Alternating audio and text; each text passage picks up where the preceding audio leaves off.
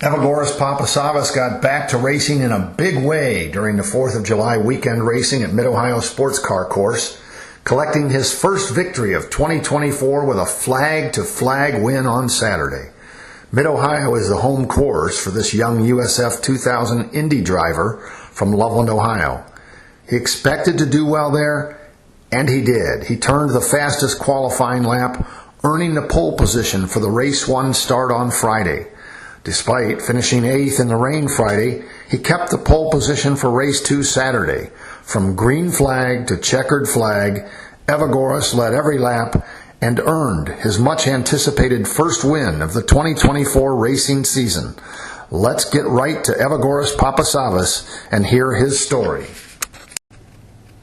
So welcome back, Evagoras Papasavvas. It is great to talk to you, especially after you collected that win on Saturday at the Mid-Ohio Sports Car Course. You know, everybody keeps calling Evagoras Papasavvas home track, a comfortable place to race for you, yes? Yeah. Mid-Ohio is my home track, and I really enjoy that track. I'm very quick over there. Always had good pace there, so yeah, I really enjoy that track. Well, it was quite a weekend, and I guess it starts. Not so sure about how the practice sessions went, but boy, oh boy, were you on it in the qualifying. Wow. Yeah, the qualifying was really good. We were P1 in the practice session, and in the qualifying I was P1, P2 the entire session with me and my teammate Michael Costello. We were just following each other around, getting good laps in. And then with about 5 minutes to go in the qualifying, there was a red flag. And I was, I think, P2 at that moment, and I really wanted the pole. So we went out on track for the 5 minutes, and I managed to get to pass some of the slower traffic in front of me to get a nice clean lap. I only had time to do one clean lap, and I managed to fit it into that one lap, the pole position. Yeah, that was quite an effort, and I know the voice of USF-2000, Rob Howden, was talking that through as it was happening, and great excitement, and he was kind of, look, Evagoras is going to get it done, and lo and behold, there you were with that top lap, and thus sitting on the pole for race, well, for the season, races 11, 12, and 13, but race number 1 at Mid-Ohio on Friday afternoon, there you are on the pole, but if there was any bad luck, it was the weather. Yeah, the weather was not in our favor. I was really struggling with the weather, just couldn't really find the grip that the other cars could find, so it was just really struggling. I fell back and I finished 8th in that race, and it was just a disappointing result for sure, but if anything, it just gave me more motivation to win the next race 2, which I did. And actually, since no one improved their lap time from qualifying in race 1, obviously because of the weather, I was still able to start on the pole position for race 2, which really helped me out to win the race. Yeah, well, without question. But let's take a couple seconds still, Evagoras, to talk about racing on that rain-soaked track on race number 1 Friday. Again, you started on the pole. You got a nice clean start yourself, and we're out. You were out in the lead as you guys. But man, I mean, were you aware immediately of all the trouble that was happening behind you? Everybody was spinning off the track. I know you talked about some of the guys found some grip, during that, but at the end of the day, I didn't think anybody found the grip. I think everybody was spinning, and of course, ultimately for you, you had, well, tell me, so in that race number 1 on Friday, did you spin off the track, or where did you lose that number 1 position? Tell me what happened there. Yeah, so just going over that track has a lot of elevation. Right. So just going up the crest in turn 5, the car gets light in the rear, and even in the wet, it just makes it a little bit worse. No, not a little bit worse. It makes it a lot worse with the wet, the wet weather, especially how it was and how that track pavement is. How the pavement, they repave that track. So it's always like that when it's wet. That surface is very, very slippery. It was kind of all over the place. It was really just trying to hold on as best I could. But yeah, it was really just, it was really slippery. And then, I got a little bit too eager on the throttle pedal and just spun around. And that's how I lost the position. And then, I was trying to make up positions, but it was just so hard to pass with the weather. So couldn't stay. Once the spin happened and fell back, I can only imagine how difficult it was. In fact, and unfortunately, I wasn't able to attend and be there in person, but I'm watching as it's happening. And I got to tell you, Evagoras, I don't know how many other people, even among you guys as the drivers, are thinking, what are we doing racing in this wet condition on this track today? I mean, especially after so many spins and so many cautions and so much trouble early. I guess I get it. You've got the tires, but I'm not sure. What are your thoughts about racing in those conditions? What do you think? Well, it wasn't going to be, if we were racing in those conditions with the amount of water that was on the track, obviously there was a lot of cautions, not many racing laps. I believe only like 2 or 3 actual racing green laps. Looking hindsight, maybe it would have been best to wait. But the thing is that when we're racing with IndyCar, we don't have time to wait because there's other series that need to do their races, like IndyCar and Indy Next, for example, and also Pro as well. They all need to do their sessions as well. So we don't really have the time to delay a race or anything like that. So we had to race. The only way that we would have stopped is if the conditions were really, really bad, like they were in Road America. Sure, I understand. And I get, that it's not just USF-2000. You got the pros, and you had the next gen. We're lining up to race too. And I guess the other side of it, tell me if you agree. At the end of the day, rather than, let's say, cancel it because there's not enough time to just delay and wait.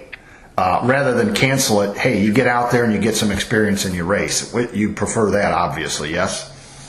Yeah, I prefer that for sure. And it gives, especially us being young drivers, the development series, it gives us a chance to experience conditions like that. So that way, once we get to the level that we want to be at, then we have some experience behind our belt when it comes to that. Yeah. Well, and you just said the key words. Thank you for the nice, smooth transition, Evagoras. I love you, man. You just said, we are young and we are development. And so that's the other question, and we're going to get off of race 1 here in a minute and really enjoy talking about that win that came for you on Saturday. But the last thing that I wanted to get to, at the end of the day, you touched on it a moment ago, got a little too eager on the throttle. But what's the lesson you take away from the spin that cost you on Friday, especially given at the time you were right there in the lead position? So, what would you do different, or what kind of lesson, or what kind of things did you hear from maybe Jay Howard or your teammates or anything like that might have, just a lesson for you as a developmental racer right now? Yeah, I think it's just, to just keep in mind with how the weather is. And, even though you are in a racing situation and you're leading the race, but just to stay calm, keep calm, and because especially in the wet, you need to be as smooth as possible because that's how you're quick in the wet. Can't do anything too violent because you don't have the grip. The car doesn't have the grip to hold it. So just be very smooth and relaxed and just be more wise when it comes to stuff like that and really think about, because our instinct is to get on the throttle. We want to be as fast as possible. But you have to kind of just take a step back and really think about it. that you just have to stay calm in situations like that, and just, step by step, corner by corner. That makes perfect sense. So, well, and again, keywords, this is the developmental series. You're not trying to qualify for the Indy 500 next May. You're working your way to it. So there's still lessons to be learned, and obviously you're learning those. Sometimes, unfortunately, sometimes you learn them the hard way with a spin out or whatever. But it was still ultimately a great weekend, and I'm just looking at this thing right here on the USF-2000. Papasavvas is perfect in flag to flag USF-2000 victory at Mid-Ohio. What a great headline. And just, obviously the motivation at the end of the day Friday brought you right to more intensely focused on winning there on Saturday. Tell us about it. Yeah, so on Saturday the race was great. I knew starting from pole that I was going to have a very, very good chance to win, and it was just going to be in my hands starting from pole position. So and with my teammate in second as well. Really good for the team overall. So I just managed to just focus on myself, just do my line, hit my marks. I never looked back in that race. And I got a really good start, built up a little bit of a gap to my teammate and to the rest of the field behind. And then, I just kept expanding on that gap to the rest of the field behind, both me and my teammate driving away from the rest of the field. So, very, very good performance, not only by me, but also by the team as well. The car felt really good. The team did a great job at setting it up. We always had very good pace, so that wasn't going to be an issue. But it was a great performance, flag to flag, led every lap. It was great. There was a yellow, so we did have to bunch the field back up again to do a restart with only, I think, 5 laps to go. Right. From there, I just like from race 1, just stayed calm, focused on what I needed to do, got a good restart, and then I pulled a gap within those 5 laps again, and then crossed the line first to win the race. So very, very, very good performance, and also demonstrated a little bit of what I learned in race 1. Excellent. Well, well said, Evagoras. I appreciate that, especially the idea of putting to work a little bit of the lessons from race 1. And again, I also appreciate the fact that, you're so humble. You are so humble, and that's much appreciated.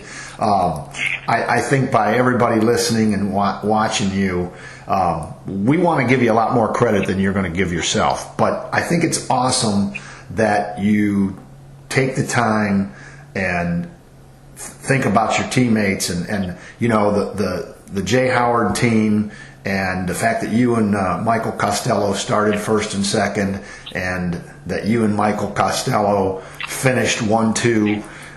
That's a big thing, and it's nice to hear you credit, the team and your teammates for what happened. I wanted to ask you, so what's going through your mind as you're leading all the laps, and then you're getting toward the end, and you've opened up some gap, you got some room, and then boom, here comes full course yellow, and everybody's got to bunch back up, and it's almost like you're starting all over again. What's going through your mind as you guys line up during that yellow caution with just 5 laps to go? What are you thinking? Yeah, so obviously I would have preferred it not to be yellow, so we could just keep the gap. Because I believe the gap that me and my teammate built up was like 6 or 7 seconds to the rest of the field, so it was a big gap. Right. And when the yellow came out, obviously unfortunate, but we made it work in the end. And like I said, it was just about staying calm. But yes, I would definitely have preferred that there would be no yellow, so I could just keep going and finish the last 5 laps with a big gap. But at the end of the day, it didn't matter, and we worked with what we got. We executed it perfectly. So, and again, like I said, the headline said Papasavvas is perfect in flag-to-flag home USF-2000 win. So, it was all executed perfect. And, you've got to give yourself a little credit. You're the guy in the cockpit steering that car and, accelerating and braking at the right moments, getting through the turns and doing all you need to do. And in fact, and especially with a late race caution and every bunch is back up, and you got the start again, and you were able to reopen the gap. And I think it ended up being close to 3 seconds again, which was pretty nice. At least from not so. I mean, I guess 2 seconds on Costello, but three plus seconds on the rest of the field. So a really nice day. How about the celebration? Mom and Dad and your sister, and I saw some great photos, Evagoras, and of course the fist pump. Yes. Yeah. It was just a big relief to finally get a win. After all the second places and all the podiums and all the work I've put in, so it was a big relief. A lot of weight off of my shoulders. Just to get that first win. So, and that win, even though we didn't show the win again in race 3, I believe we should have won race 3, but stuff like that happens. What happened in race 3, and we'll talk about that a little bit later. But so the celebration, it was just great. It was I don't really have much words for it, because it was just after all the hard work that I put in, it just means so much, not only to me but also my family, my friends, and also my team, of course. So it was just great to get that win, and huge relief, like I said, on a lot of weight off my shoulders after that. Well, for me, not just reporting and sharing your story with the Loveland Beacon audience and the listeners, but also, I've come to like you and to enjoy your racing and absolutely support you. And I know just from that aspect, all of your supporters, I'm sure, felt the same thing I did. And Evagoras, I'm pretty sure that we heard that sigh of relief all the way here in Loveland at the end of that race. Just, oh man, what a deep breath released at the end of that one for you, for sure. You said it's hard to find the words, and I get that, and I appreciate, as a 16-year-old, it would be so easy for you to say that was awesome. I mean, it seems like that's the word we hear over and over and over again. It even puts a bigger exclamation point on it when you're able to say right now, I don't have the words, but words are what I'm looking for from you. So, and I'm not trying to force that, but I want to ask, what, if you can recall in that moment? I mean, there was a great moment with you and your dad with a big hug, and if he's not, your mom and your dad have got to be equally your number one fans, without a doubt. I can't imagine there's a separation, but what can you recall his first words to you after the win? Actually, no, there really was no words. We were just kind of, we hugged and we just shared the moment and cherished the moment. That's really all that it was. It was just like I said, just a sigh of relief, just finally getting that win and all that pressure, not only off of my shoulders, but also my family as well. Yeah. Perfect. Yeah. That, what? Silence sometimes speaks so much more strongly than any words that could have been said or written or whatever. So I won't try to write words to describe that. I'll just say, you guys had a great moment after the race, and I'm sure that was equally shared with your mom and even your sister Celia, who was there for it. So big thing. You touched on it a couple seconds ago, and obviously, and I was so excited. I thought, good conditions again on Sunday. He's going to be back, back on that P1, and I'm sure you were expecting it, and you just said, wanted to win, thought you should have won on Sunday. Let's talk a little bit. I'm very curious because I never got an explanation. Whoever was watching it, whoever was listening to the reports on it, and I didn't catch any post-race from you, but during the race itself and Rob Howden's description, when the incident took place where you ended up dropping back, and again, there you were, you were probably still number one, holding Schraggy off when the incident happened. Of course, Max Taylor was right there. So here's my question, Evagoras. Well, you know what? I'll make it. Take me through what happened yourself before I ask you any questions about it. What happened there? Yeah. So everyone that I've talked to, they've been telling me different from what I felt when I was racing, and obviously, like not in terms of who was at fault, but just in terms of what exactly happened. Right. Because I think on the race broadcast it didn't show exactly what happened. I was actually still fighting for the lead in second place. Still fighting for the lead against Schraggy. Thomas Schrag. Right. So Max Taylor was not involved in this incident. It was just between me and Schrag. Just Taylor was behind. But yeah, just side by side, going through a really tight section of the track. And he went a little bit wide and made contact with my front left wheel, and then I had a puncture, so then I had to pit, and then I was down into 14th place. So yeah, I was really there was not much for me to do in that situation. It was like I said, I feel like I should have won, but things like that, it happens. So we just not the way I would have wanted to end the weekend, because now we're fourth in the championship points after that. But yeah, it's tough incident. Well, you know what? Yeah, so you prefaced your explanation and your description of what happened. You prefaced it with a lot of people have said a lot of different things, different than what you felt and experienced in the incident itself. What are some of the other things you heard before I tell you what I heard, and I can't say what I saw because couldn't see it, but that's a different story. But what are some of the things that people have said about the incident that was different than what actually did happen? I just feel like people were confused with who I made contact with and where I was when that contact happened. Uh-huh. Some people thought that I made contact with Max Taylor and that's what caused the puncture.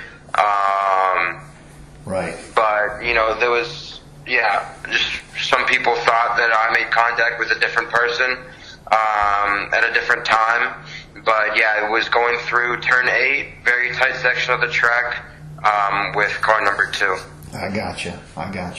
Well, and that's exactly the interesting thing was the description by the commentators, by Howden and the commentators, was that it went 3 wide. And I can still hear Rob Howden saying they're going to go 3 wide. Why not?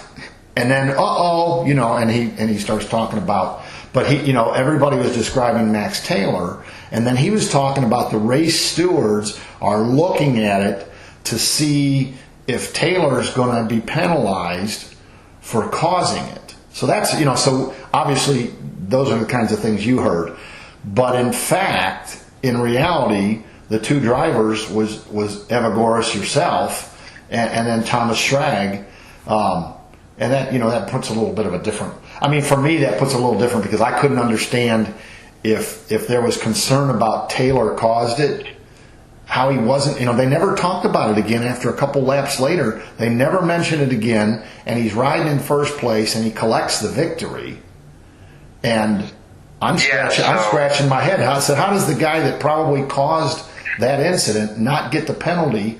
Not that I wanted to see Schrag, Corey, and Garcia move up a spot, but it's just like I didn't understand. Well, now it makes sense as you explain. So, if I got this right, you're saying Schrag kind of came up on you. Yeah, and actually, I don't think we were ever 3 wide. I don't know what the broadcast showed, but Yeah. I mean, from and obviously I can just see so much where I'm driving. I can't really see, directly around me. Right.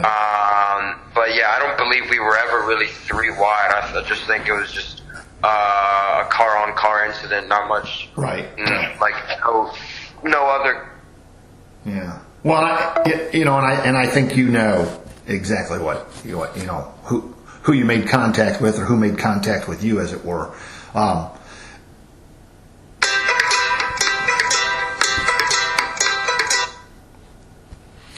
Lost you there for a second, right? Yeah, for a little bit, yeah. Yeah, but we're back, so. Well, I'm not sure where we're left off in terms of you hearing what I said, but obviously what I was saying is you're the driver, you were there, you know who made contact with you or who you made contact with.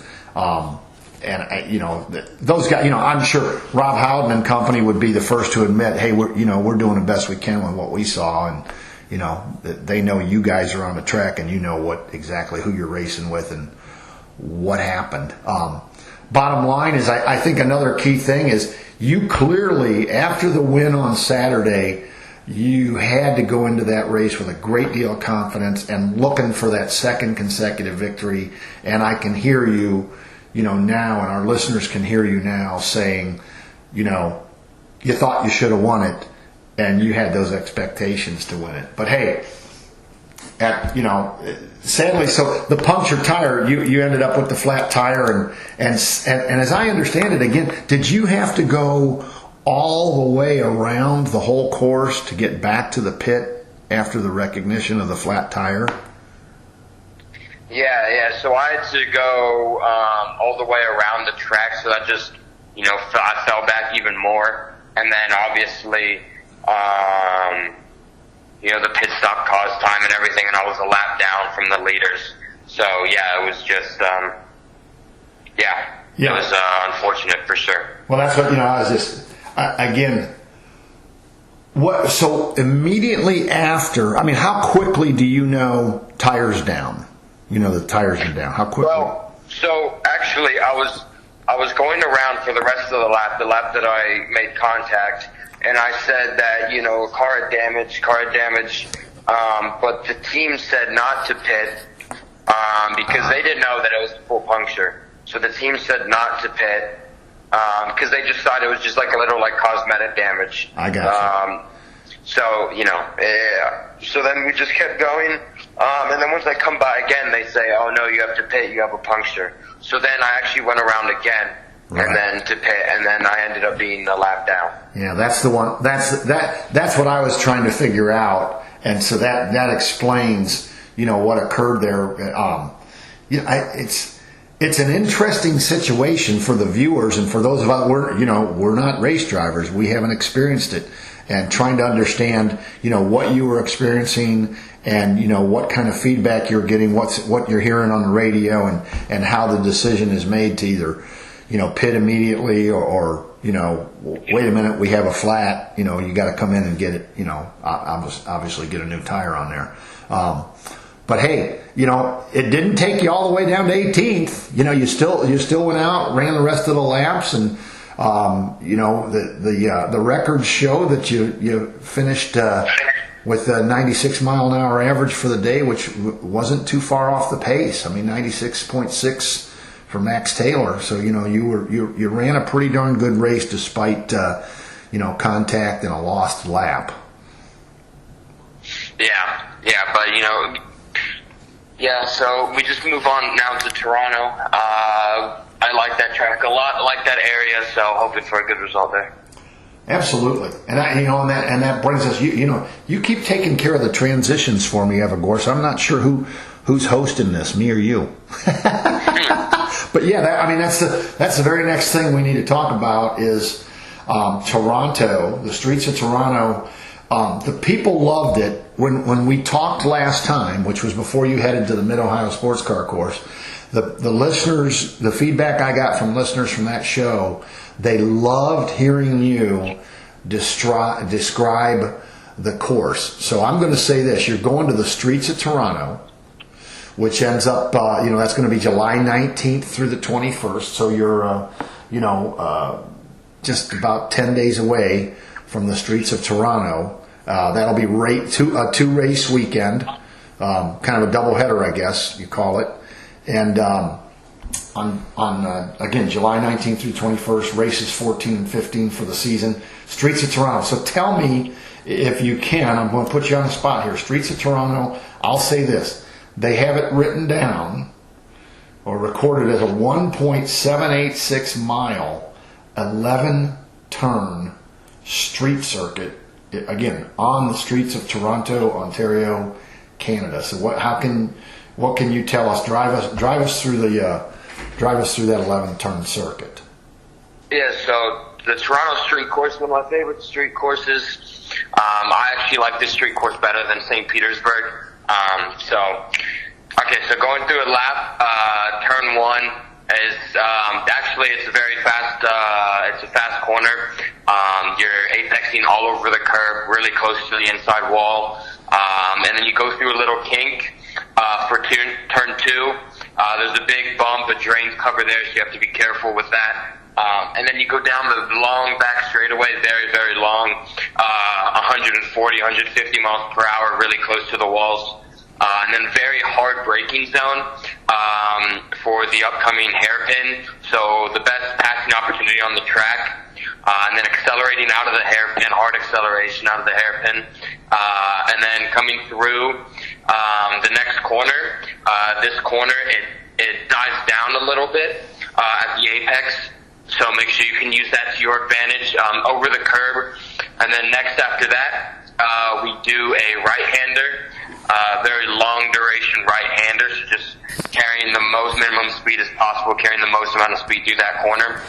And then now, as we enter the last few corners, we have a little straightaway separated by just little kinks, and then hard braking for the third to last corner, I believe, all over the curb on the inside, and then very close to the wall on the outside. That's right where the pit entry is. And you come across the track to the other side. Now for the last two corners, or last, three corners on the track, these corners are very fast corners that they all lead into each other. So, if you make a mistake in one corner, it's going to set you up badly for the rest of them.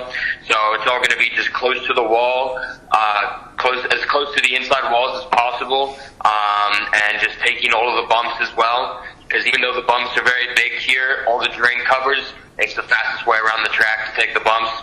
So just take all of the bumps, the shortest distance around the track, carrying as much speed as possible through the corner, and then you cross the line. Wow.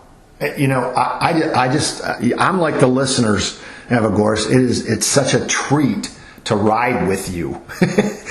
I feel like I'm riding with you through those turns. And of course on that nice long straightaway, out of the first couple turns at the streets of Toronto. Well, listen, thank you so much for joining us. Is there anything you want to add about, what's going on, what's coming up, and what's happening in the Evagoras Papasavvas training and racing life right now? What do you want to share with us?